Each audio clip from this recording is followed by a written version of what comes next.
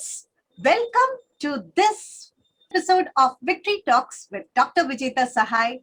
And yes, this is a platform where I help you accelerate your inner core, boost your growth, and become a victor in life.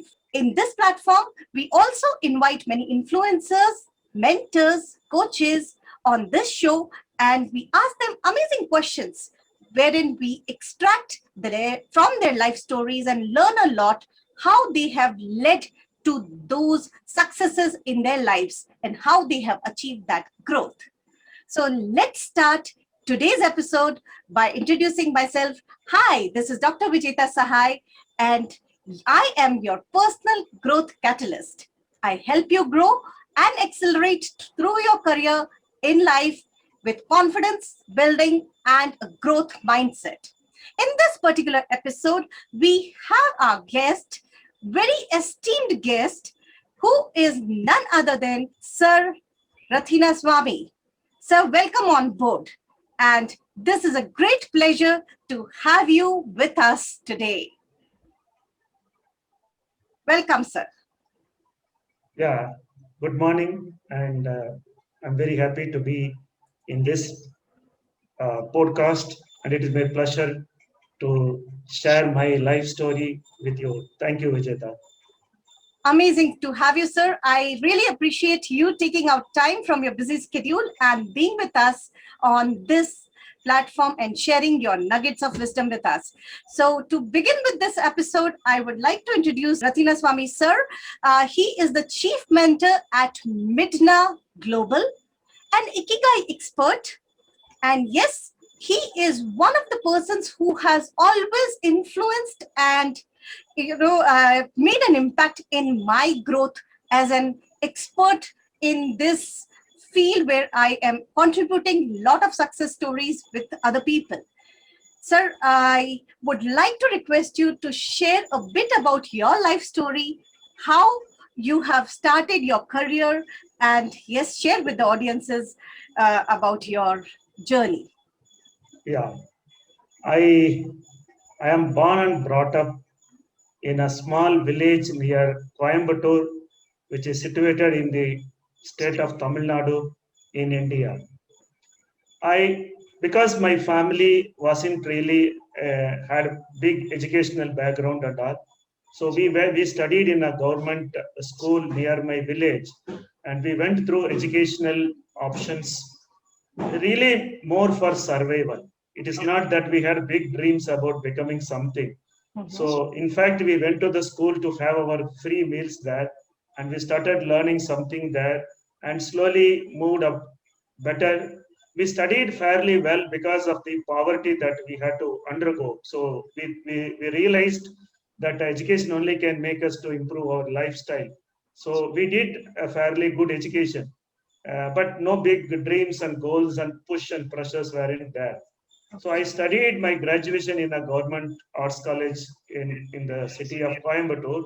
And after the graduation, because of the family needs, I entered into small, job for 150 rupees a month salary. That's my first salary. I did a BSc chemistry. So after the graduation, I got a job nearby pharmaceutical company. But then I realized that that place is not the place where I need to sustain for a long time. So I wanted to have higher studies done, but I need to make some money to do higher studies because family could not afford any higher studies from the family support. So I did a change to a few other companies. For 5 years, I worked as a paper maker in a paper industry, and then I moved to Mumbai to study my post graduation. And during my post graduation, I entered into Baba Atomic Research Center, the most premier research institution in this country. And I worked there as an assistant scientist for 5 years. Somehow the government jobs, government nature of the government job did not motivate me because I wanted to do something new all the time. And the job that I was given was more, a stagnant and kind of role. So I did not enjoy it. So I left the central government job and entered into a private hospital as a medical technologist, and I worked in Tata main hospital for 5 years.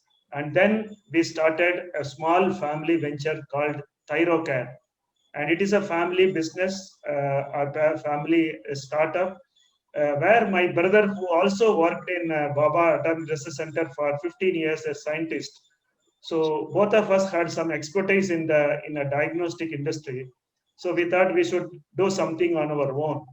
So we started in 1996 a small laboratory in a 60 square feet in Mumbai, heart of the city. And then we all worked together for 15 years to make it the world's largest diagnostic laboratory. And it became a public limited company, and it went into IPO as well after that. Somewhere, even that profession, that venture did not give me the full satisfaction, because I wanted to do something which I was dreaming to do, which as a family, the opportunities weren't really coming that way. I guess that is because of my personality being more service minded. The business mindset did not suit me well. So I quit the entrepreneur journey overnight, and was wondering what I can do on my own. And that's another journey, second part of the journey that I have gone through. And for the last 10 years, I have been doing that magical journey. It's a miracle for me as well as people who are around me.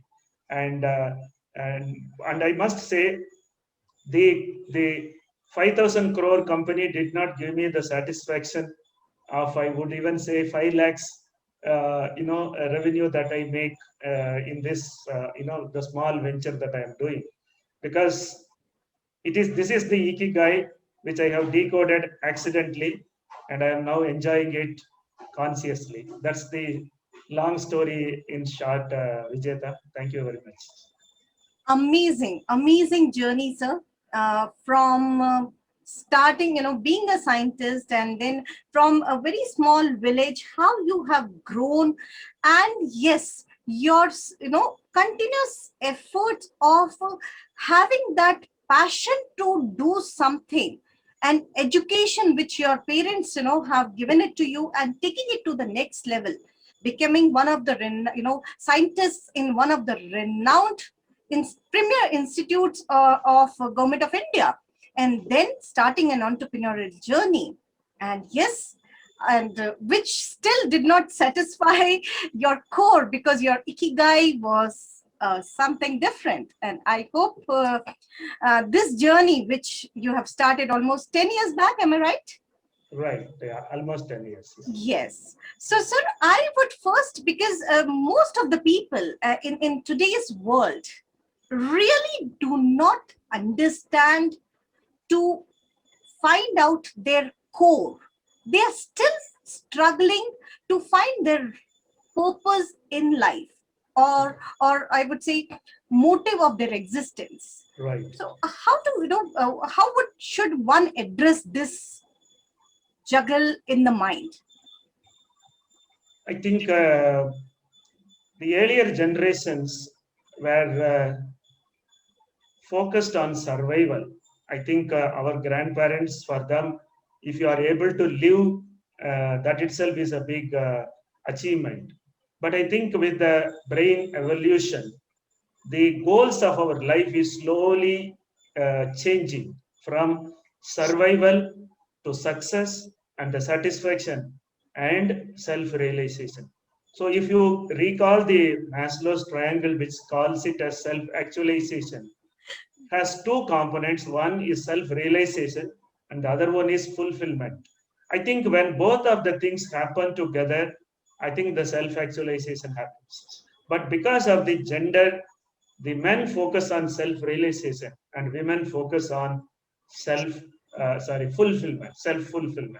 So I guess this awareness is not there. We are not teaching children what is your goal, what is the ultimate goal in your life. Somehow it looks like that the smaller goals become the ultimate goals because of the ignorance that human beings are probably evolving into. I won't blame them, but because the neurological system also must support. Just having a self-realization idea will not work. Your neurological system also must support. I think because the evolutionary trend is like that, from survival, we are moving towards self-realization. So I guess maybe in 21st century, self-realization, awareness, and clarity is all the more important than the previous generation. So I guess now children or individuals, the overall what we call it as the affordability, the ability to meet the ends is fairly improving. The affluence is definitely on the rise. There is no denial about it. So when the parents are giving the basic survival requirements and all, children need not worry or need not struggle for them. So now they need to move to the next level, that is success. And that is one generation that focuses on success. I think after that, in the 21st century, beyond success, people will have to go, that I call it as satisfaction. That yes, I have enough. How do I help others to become somebody like me, like your project that you are doing? I think this is an indication that the new generation is focusing on how to have a satisfied life rather than the success becoming the goal of the life. Because most of the time, success alone is not giving that satisfaction or having achieved something. So there is an emptiness comes with success if your satisfaction is not taken as a goal. So I guess a lot of people are madly persuading the success aspect. They forget the emptiness, the vacuum that comes after only success if you keep as a goal. So I would like to say, keep your goal as satisfaction and persuade your success, so that when you achieve something, you will also feel that you have done it holistically.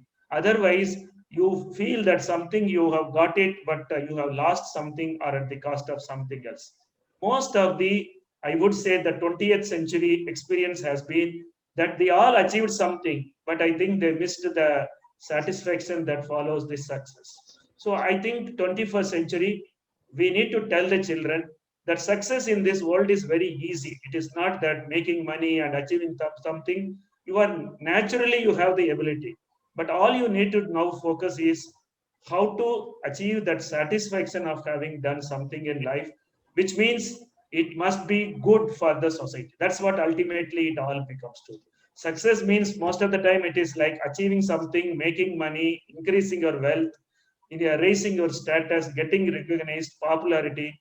But I think even a terrorist becomes very popular and he has more than enough money to become successful in his domain. But I guess what is good, what is that impact I am making in the society, that is very, very important. So I believe that what impact you create in the society will ultimately become the more important component than what you acquired for yourself. Success is most of the time focusing on what did I gain, and satisfaction comes when you focus on what do I give to others, what do I share with others. So I guess for 21st century, the success, many parents have earned so much money that now the children are finding more frustrated to increase their wealth because they have more than what they can consume. So they need to be told, money you already have, wealth you have, maybe popularity and status you have. You need to work on how do you share that your parents did not do enough, how to become something different from your parents. And that's what is very important. And to do that, definitely knowing what is that I have to do to get that kind of satisfaction is very, very important. And I don't believe trial and error is a worthy thing to try in this 21st century where the healthy life is only 40 years are available for individuals. Up to 20, you are very young, your learning process, you can't do much towards the society, much. So between 21 and 60, this is the most productive life in somebody's, somebody is living in this planet. I think they must know how I'm going to spend my next 40 years. It could be a career, it could be a service, whatever way you are doing, how much impactful you are able to make, and how much internally also you feel satisfied. So the satisfaction part is having two components. You enjoy the satisfaction with a lot of joy and happiness, not because of the money and wealth you have acquired, but because of the impact that you have had within you, and that it reflects on the impact that you make on the society. So I believe unknowingly everybody is chasing their ikigai, but 99% of the people are not actually encountering at the age that they can make it a reality. So it becomes most of the time a regretful life at the end of their journey in this planet, and they have to now come back and again take a birth and continue to do it. But the unfortunate thing is we will forget this experience when we come back again, and then again we will start doing the same thing and probably figure out somewhere, in our life. So I believe that children or the 21st generation human beings must ensure that the purpose of they coming to this planet must be known to them. What is the syllabus that they have to study, like in a college and a school? They need to know the syllabus that they need to master. And once they know the syllabus, now they can sit and study.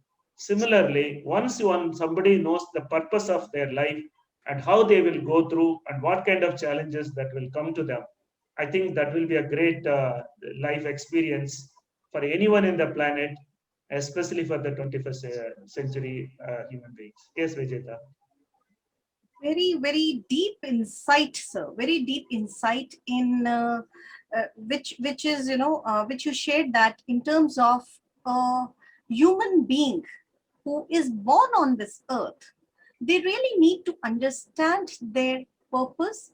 And because we are a social animal, we get entangled and trapped in the social vicious cycle so much that we just keep on running behind the materialistic world. Though the success comes to us, but still we are all lost. We are all Right. lost. Right. So yes, you are, you shared it very, very rightly, sir. My next question, which I would like to request you to help us understand the term ikigai, and Yeah. how a person who is very engrossed in his daily routine or materialistic world can discover or start working towards it, sir. Right. See, human beings are like higher version of animals. Like Mhm. there is something called emulative living is there. That means somebody lives in a particular way. We tend to copy that one, and we will probably make some improvement, but we tend to do what everyone is doing. This is a very natural tendency of animals to live in a herd, and continue to go through a process which every other animal does. But human beings are also blessed with an ability to think differently and try something new. That also is the part of the human beings evolutionary, I would say, advantages. But I guess many individuals are not being created an awareness about that, are not being given a right opportunity to make use of their human credentials and abilities and potentials. We are not making an awareness to the individuals. So coming to the word ikigai, actually, though purpose is something which is a very, I would say, very common term which we always use, but I guess it is not one word or one segment that can give a holistic explanation. This ikigai is a term that is being talked in books and talked in lectures for quite some time, and it is told that more than 100 years, the concept of ikigai, the meaning of life. So, purpose of life or the meaning of life, or why are you here to do what? I think the most commonly question asked, or maybe the most frequently the question asked by the human beings, time immemorial, is who am I? But that question is not something which a common man can either understand or he can explain to others as well. So instead of asking who am I, people have asked some different questions to get a similar answer, or answering us that question. And I guess ikigai is a concept which is actually answering who am I. More than who am I, the second question is why am I here? Okay, why am I here? Is that I came by accident, or I have something to do here and I have come with some agenda, with a program I have come. So that syllabus is what I was mentioning earlier also. So Ikigai says that there are four components that makes this meaning of life and why I am here kind of life, to have answers to it. And to make it very simple, the four components are: one, you must like to do something. We call it as interest. That means there is some energy in the brain. What type of work or what type of activity that your brain wants to perform? It is everything that is configured in our brain. So brain is ultimately the life. Brain is life. Okay. So how the configuration of the brain is happening decides what kind of functions that will come very natural to them. So this we call it as interest. In a common language, we call I like and I don't like. So likes and dislikes are the first component. You must do, like animals also don't do what they don't like. They also do what they like. Very true. Where the comfort zone is there, animals also like that. So when it comes to human beings also, we want to do what we enjoy doing, what is easier to do. In fact, it is a word that we can say is which activity consumes less energy, less effort. That is what we want to do, and that is the laws of nature. The easiest thing will be done first. That's a basic law of nature. So that is one thing. The second component is, yes, I like it, but what do I do with the liking? How much I am able to perform? For example, I'll give a small example to make it clear. Some child would say, I like mathematics, but doesn't mean the competency, higher competency also the child likes. So there is a difference between the interest and the competency. So competency is the way you perform, and the interest is the energy to perform. Both of them, one is qualitative and the other one is a quantitative information. So once we know these two things together, it is called passion. So the difference between passion and interest can come from motivation also, but the competency is not something can come from motivation. But by repeating the activity, you probably can become competent, but it will take some time for you to get that competency. So interest plus competency put together, we call it as passion. Okay, that is burning desire to do anything to achieve that goal that is aligned with the interest and the competence. Both of them are very important. And the third component is, with the talent and with the interest, what do you achieve as a success? That's very important. You also need an arena, a forum where your talent can be exhibited. So unless it is not given opportunities for exhibition, then I think the passion remains underutilized or unutilized. So the third component is success. What do you achieve by using the competency and interest? This is what many people are sometimes missing. They may have the passion, but they did not get the right opportunity, because of which it becomes an underutilized, unutilized, unfulfilled dream, people call it as. So the third component is, you should get an opportunity to exhibit that, and so that you feel, yeah, I have become this, I have achieved this, and materialistically, socially, anything that you achievement comes after this one. But there is more. Fourth component is the all the more important, which people are all missing to note, because that is not coming. There is no awareness about it. That is, what is your purpose of life? Okay, doing something, earning something, achieving something is not the purpose of life. The purpose of life is to feel that all that I have done is towards some purpose, and the purpose is not personal, it is global in nature. So to feel that you have contributed well to this globe's existence, or to the betterment of the humanity, the personality needs to be connected. And I think many people, most of the people, I must say, are having no idea about their personality. So they achieve something, and the vacuum, the emptiness is coming because there has been no connection with the purpose of life. So we need to know these four components and then come. It's a cycle. So you can go either way, no problem. But the right way is find out the interest, do some studies, find out your competency, take up some professional careers, achieve something, have fulfill your personal goals and dreams.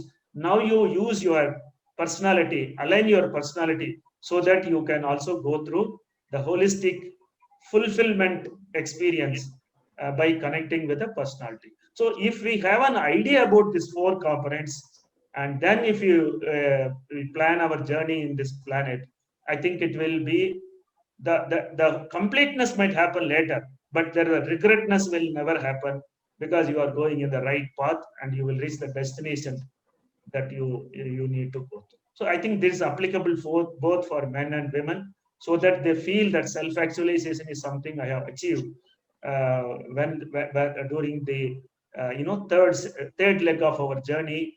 Between after 40, we should start experiencing the self-actualization, so that we go through our journey with a lot of fulfillment, and that becomes a joyful journey in this planet. Otherwise it looks like that we haven't lived our life full, so there is a regret coming, and we have a choice to make a life great or regret, and that can be done only with Ikigai. Yes, Vijeta.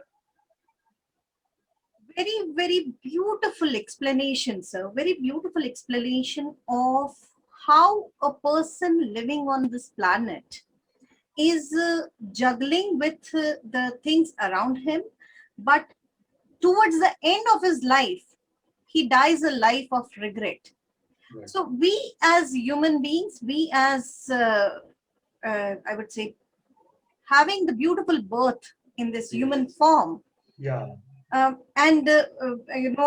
know that your Ikigai you have discovered, and you are putting your, more than 100% efforts to bring awareness about this concept in all the human beings. Yeah. And you're also ensuring, I'm aware of it because I've been in touch with you since long. You're also ensuring that as parents, as and the next generation, that is from the very childhood, we do not miss out on this beautiful concept of finding your life's purpose. And yes, sir, now my question to you would be your journey as an Ikigai expert. Uh, we have spoken about how it impacts the human race, humankind, and what is the purpose, and how it is linked with the four levels of Ikigai realization. Then now my question to you would be, connecting the purpose and the personality which you spoke about while we were discussing Ikigai, how this connection happens.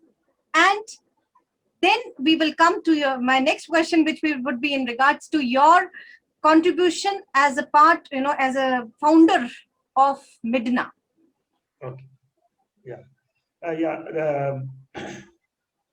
Personality is your face to the world. Okay. The talents and all, only when you get the opportunity, you can exhibit. But personality is something 24/7. We are showing it to the world. That's our face. That is our outward thing that is being seen by everyone in the planet. Right. So when it comes to the personality, we all know all over the world, people talk about five personalities in general, and the rest of them are all subtle, smaller deviations from this five. So once you know what is your core personality, and interestingly, nature does not give you a clear cut, you belong to A personality, B personality, like that. It does not give. Okay, it's always a complex personality. A few individuals have a luxury of having a single personality, but I would say 80% or maybe little less than that would be having a combination of different personalities put together. When we say mixed together, the brain has 10 compartments, and all the 10 compartments contribute towards what you are delivering to the external world, whether in the form of an activity or in the form of your behavior. We are definitely exhibiting ourselves to the outside world. So, though some of the compartments of the brain are contributing, making a major contribution to the personality, which is actually what we say, what is seen by others, what is experienced by others. But what is being experienced by others is also created within the brain. So some of the compartments are also contributing towards the personality. So that is why human beings are fighting with themselves very often. It is not the enemy, the challenge comes from outside. Sometimes internally also we have some dissonance, and that dissonance leads to some internal conflicts. And that internal conflicts most often comes out in a subtle way, and that too when the relationships are very close to each other, they will definitely get exposed. That is why most of the time, as friends, we may not have any conflicts, but as a very close life partners, we would definitely have more conflicts, because the more close we come to each other in any relationship, the more of the inner conflict get exposed, and you go through it, and then it comes naturally gets exposed. Okay, so when it comes to the 5 types of personality, one is called a very obedient personality or a reflective personality, which just says, okay, I am okay with everything. You tell me, I'll do. It's a kind of very obedient personality. And it is very interestingly in the 21st century, they are rare in commodity because the brains are getting upgraded, evolutionary changes are happening. So this personality is slowly disappearing from the planet, which was earlier generation used to be higher in percentage. That is why earlier generation people believed in doing hard work, and current generation and the 21st century brains are interested in doing smart work or the easy work or the soft work that they are interested in doing. So this personality is slowly on the decline, but we cannot rule out still. At least 1 to 2% of the world population has this personality, but with combination of others, it could be around 5% could have some combinations as well. Now, the second type of personality is what we call the water personality or the affective personality. The reflective personality is purpose of life. That's the whole point that your question needs to be addressed. Reflective personality is only interested in doing work without asking any questions. They just want to do a mechanically, robotically work that is being instructed. So instruction based work is your purpose. Somebody says you go and fight in the battlefield, you go and fight. You don't ask whether I will die or not also. So this is the loyalty that is very, very important component here. And for somebody, they will die without even asking question, why should I alone should die? So that is the kind of obediency, the obedient nature that they have. So their purpose of life is called karma yoga. You do the work without really expecting anything in return, and that is called the physical based purpose of working. Okay, that means I have come here to do to serve others, 100% with 100% dedication, and even I won't care about myself, like a security guard. We all know security guards, they have the risk of getting died in the event, whereas they want to protect their people whom they are engaged or employed. So that is one personality where you say, I'll work and die for whoever feeds me, survives, who helps for me to survive in the planet. The second kind of personality is called bhakti yogi, or a devotional personality. They are higher version of the reflective personality, but they want to serve people in a better way. See, the first one is just doing what is being told, whereas the second personality is, I have understood the need, sir, I will work on myself, sir. So they need instructions, but they can work something on them also. That means they know why they are doing it and how to do it and when to do it and when not to do it. So they have a better understanding of their activity, and we call them as water personality, affective personality, and also the bhakti yoga, devotion. Okay, and because of he does something to the work planet, I also want to do the same thing, that so I want to be following him. So this is a guru and a follower, a disciple and a leader kind of a role that they go through. Okay, so this is more emotionally connecting, and they think whatever the guru does, that is the best thing in the planet. So I will also do that, and whatever he gets, I will also get. If he gives me, I'll take. If he doesn't give me, no problem. But I love to be with him. This is the second type of personality. So psychologically, it is told the purpose of life for them is love, Yes. because they love. It is coming out of love, not because of survival. It comes because I love the person, I like to be with him, he is doing an amazing job, so I want to be there. So the connecting one is the emotions that are getting connected. That is why we call it as bhakti yoga. That is the second personality that is connecting with the purpose of life. The third one is called the air personality, or a diplomatic personality, who knows what is good, but he will do it only when the right opportunity comes. Okay, like a warrior. A warrior is not supposed to fight all battles. He should choose the right time, the right place, and the right method of attacking him, or encountering him, or meeting him, or embracing him. That is very, very important. So he knows when I have to do what, how much I have to do. That is what we call the diplomatic personality. And like an air, they sometimes will flow hard, sometimes they'll flow very soft.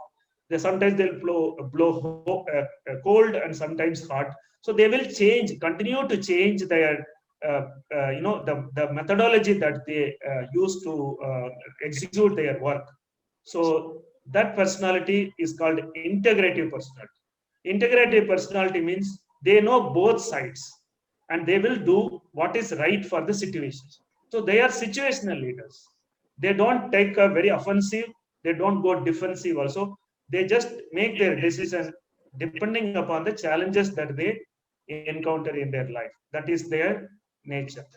And the fourth type of personality is called the cognitive personality, or a fire personality, which the name itself suggests that they're very aggressive, and wanting to attack, and wanting to be very firm in nature.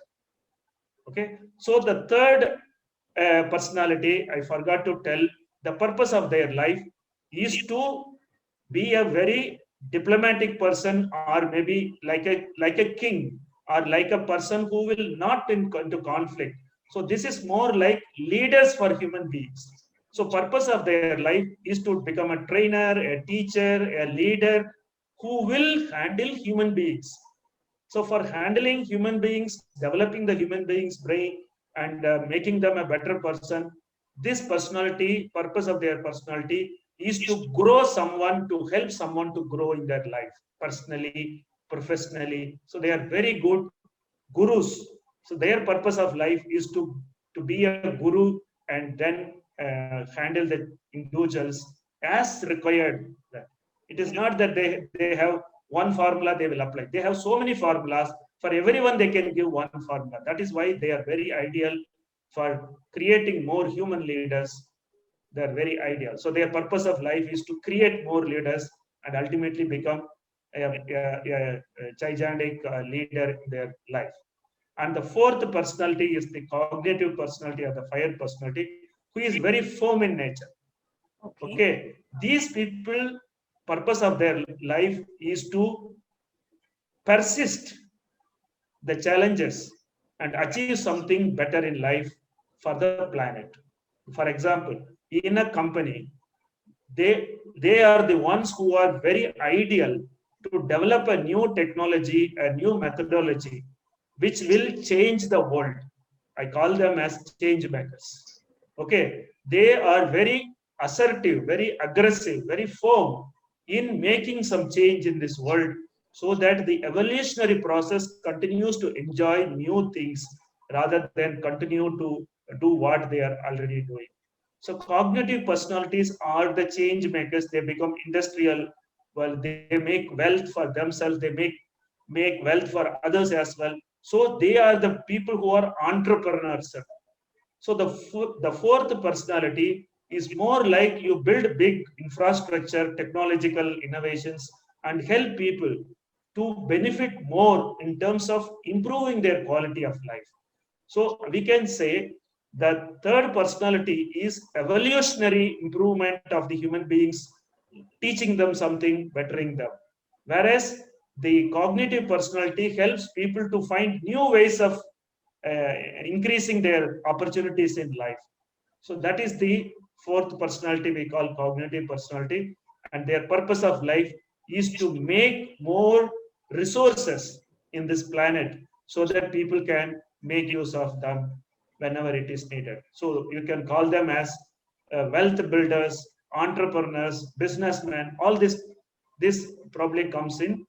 They think beyond themselves. They think the world needs more resources, so I must be the person to provide them the resources and the wealth and the survival opportunities I must create. So especially the entrepreneurs, we can call the life of purpose of their life is entrepreneurship. And the fifth one, which is the we call it as sky personality or a spiritual personality we call. And these are the people whose purpose of life is to help person to achieve their ultimate goal called self-realization. They tell people they become spiritual gurus who see not one small local requirements are important.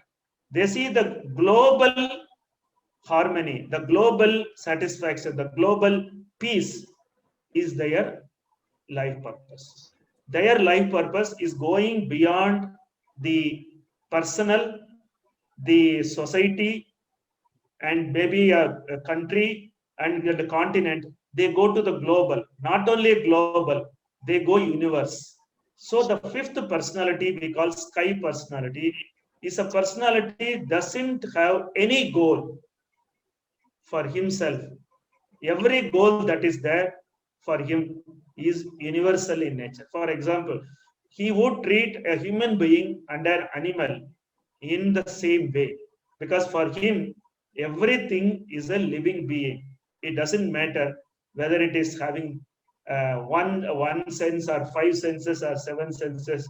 He does not treat human beings as something extraordinary. He treats every living being, even the non-living being in the planet, more or less alike. So that is called the spiritual personality or the sky personality, or what we call, a totally different personality. We don't want to give any name because any name will make that description a little constricted. So I think because it is Sky's personality, we should not say anything. Whatever has not been told by the previous four personalities, the fifth personality does. So we can say the four personalities are within the planet, and the fifth personality is outside the planet. And there are individuals who think, who come in this life to change a big impact in the whole of the planet in such a way that they are becoming gods in this planet. These are the people I believe have been named as God, and people are worshipping, thinking that if they are there to guide us. So the sky personality and the fifth personality is actually living as a human being, but their contribution to the planet is unseen, and it is not something we can narrate and describe in words. Yes, Vijeta. Very, very, very detailed insight, sir. Very detailed insight in connecting and explaining us and with the viewers the different types of personalities. Yes, we have, being an HR professional, I got to know different types of personality, but the in-depth information which you have shared, and also connecting it with the different types of bhakti yoga and different levels is, and the sky personality, wherein you have really explained us as viewers, and I would agree that viewers also would agree with me that yes, this is what we are seeing in and around us. When we talk about one personality, we were able to relate, okay, this person has this personality, this person has this personality. My next question would be to you. We have spoken in this episode about how your journey started and how ikigai, the purpose of life, needs to be decoded, and how a normal human being can relate and find his purpose from the very beginning of their growth in this universe and become successful, or I would say main contributors to this journey of their lives as a purpose, living a purposeful life. So, sir, how the journey of you inspiring or imbibing this unique skill or uniqueness in the people around us in this planet started? How this journey of having those seeds sprouting started, sir? I think I don't know. Many things are unexplainable, miracles. I am a strong believer that you continue to do what you are wanting to do. You will meet the right people, right opportunities, right tools, and right resources will come. And you are meant to do something is this planet. But if you are awareful about it, probably you will encounter them before time. Okay, that's how I believe. So when I was not knowing this Ikigai till few years before, even after starting this project, Ikigai was something I encountered very late, I would say, maybe 3 4 years before I came across the word. And I heard some TED talk in which they had talked about Ikigai. Then I was thinking maybe something Ikigai must be can it should be able to we should be able to connect with our activity that we are doing in the name of genetic brain profiling. So then I went little deeper into Ikigai and then found it is only a concept. People could not practice because without a tool, how you will practice? So somebody has figured out that this is very important in life, but they did not know how to help others. So I haven't come across anybody talking about decoding the Ikigai. Ikigai everybody talks because it is available in a book. You can read, and any human beings they can relate with their personal experience and say, yeah, yeah, I think it is right on it. So the validation can be done, but the confirmation could not be done using just by knowing the theoretical knowledge about Ikigai. So, so I came out of the previous venture, and I was just thinking, money is there with me, but why I'm not really, I'm not really sleeping peacefully. Something is missing in me. So I met someone. I won't say I met someone. Somebody came to my life and encountered me, and here they introduced me this genetic brain profiling concept. And I don't know. I still believe that magical things will happen. You will not be able to explain much about it. So I started experiencing. I applied this process for myself, and I found the reason why the emptiness was there in me. Now I realized, oh God, this is what I'm supposed to have been doing for my lifetime. Maybe I spent 48 years of my life without knowing what is the purpose of my life in this planet. So that was a big revelation to me. And I think really I discovered myself. I can't say somebody helped me to discover because practically I went through the process and I analyzed the report and understood on my own. I think true self discovery, you can call it as, without help of anyone else. Then I found, oh God, this is the reason why I was not happy with a 5,000 crore company. And I was still wandering somewhere, wanting to do something. So that was the magical moment. And it happened when I was 50. Okay, 48, the search started. And I think when I was 50, I could figure out, oh God, this is what I must do. So then I started this, small project called MiDNA Global. So technically, the process of self discovery started in 50, but it took another 1.5 year to come into some software development and have some tool which is on my own. I did not want to purchase this software from anyone else, though it was available many places. I somehow my brain design is I can't work with somebody's children. I should have my child. So somewhere I believed that I must develop something, even if it takes time, doesn't matter because I'm not doing this for money. I'm doing it for my satisfaction. So I must have 100% experience of this whole tool, so that I can transfer the knowledge to others with lot of commitment and involvement in the whole knowledge, transferring the knowledge process. So it took some time for me to develop, and then from a small seed sprouted, and it's a small plant now. I'm sure it will become a banyan tree, but it will have, when it will happen, how long it will take, I'm not even bothered about it. But I know that tree is banyan, and one day it will become a massive banyan tree. That's my belief system. So I discovered my personal ikigai.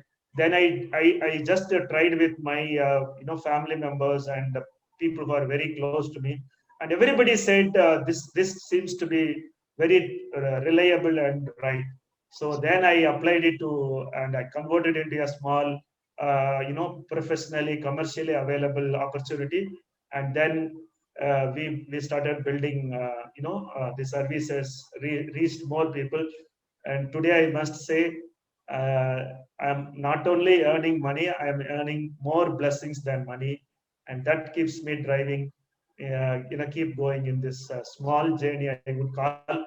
And I believe, somehow I believe, nature has chosen me to make the initiation. Only sprouting is my job. I have done it, and I think if I can ensure that right some water, right quality of air and sunlight is provided, it will then grow on its own and become the banyan tree which it is supposed to. So I believe Thyrocare is a miracle, the diagnostic company in which the first part of my journey, 50 years was there.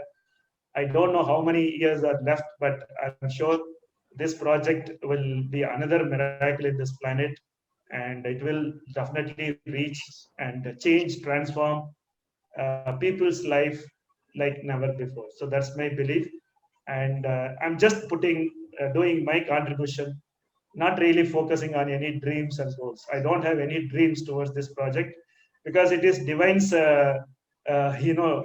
guidance I'm going through. I can't have a dream. Only God should have a dream, and we know God's dream means infinite. Yeah, that's my reply to this.